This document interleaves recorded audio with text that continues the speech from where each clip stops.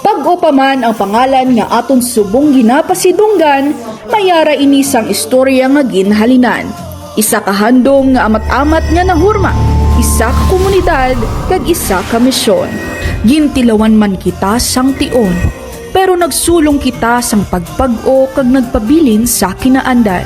Nag-uswag kita, nagbakod, nagtindog, kag nangin ay sufist. Ang aton mga kadalagan mas matunog labaw pa sa palakpak. Sa tuig 2025, ang ISOFEST Dumangas Campus nangintalan amon sang determinasyon kag kausayan. Tubtob sa internasyonal nga entablado.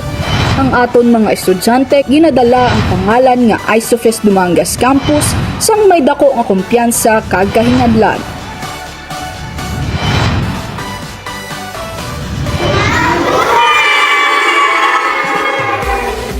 Sa likod sang tagsa ka kadalagan, may mga manunudlo nga naggiya, naghatag kahibalo, kag nagbukas sang oportunidad.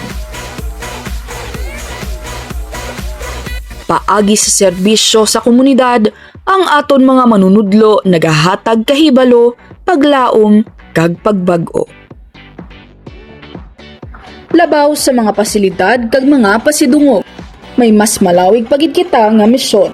ISOFEST is the best! Yeah! Samtang nagatindog ang mga estruktura kag nagalapad ang mga espasyo, nagadako man ang aton obligasyon nga mag-alagad. Bangod ang pag-uswag indi bugal sang eskwelahan, kundi iya sang tanan.